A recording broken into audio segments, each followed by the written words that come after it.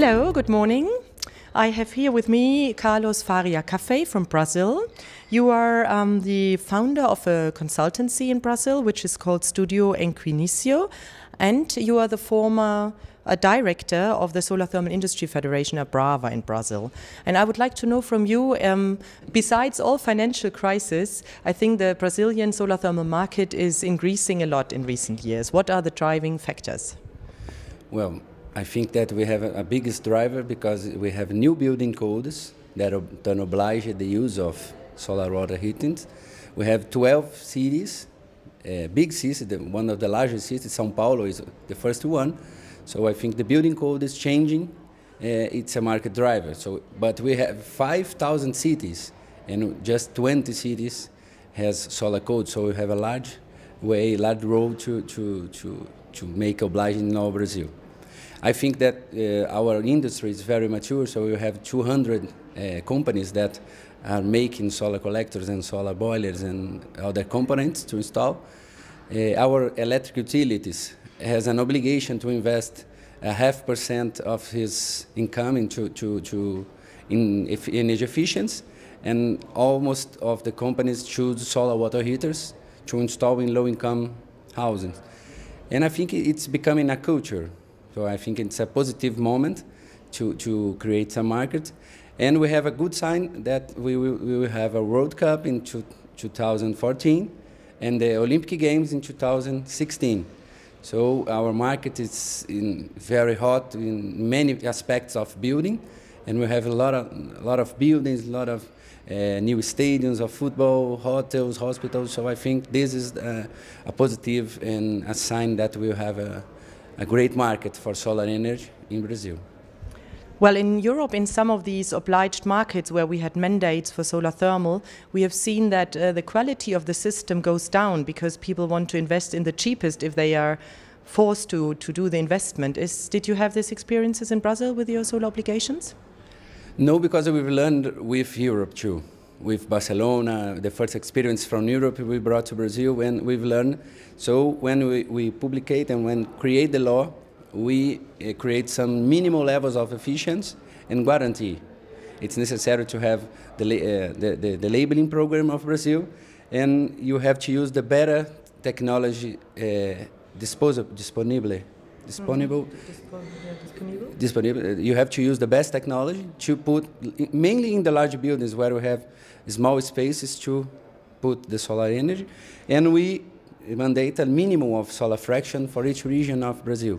So in São Paulo, for example, you have to reach 40% of solar fraction at a minimum, and the unique thing that you can not make the law is shadow. You just I can make this law because shadow, but the other things it's possible to make. So I think the mandate it's good. It's creating a new culture by the builders. The builders don't know what are solar water heaters, so they create a big resistance at the first moment of the law. They become very upset with the thing.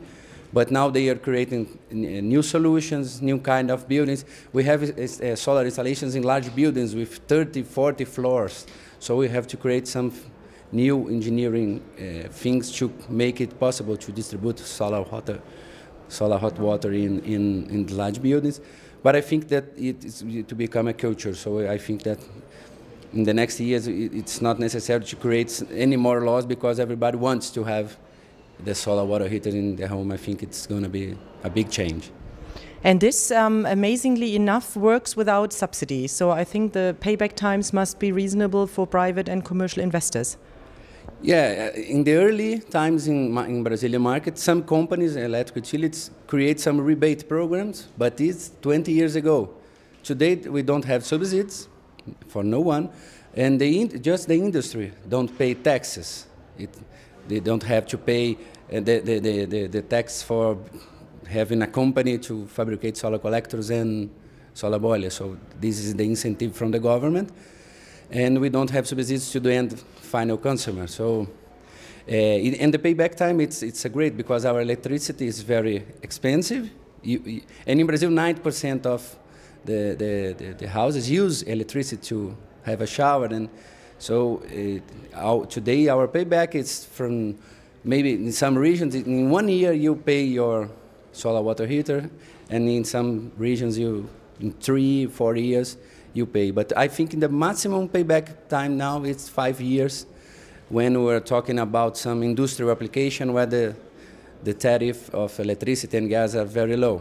But solar water heating in Brazil are competitive with electricity and gas, and it makes sense to substitute these two kind of energetic.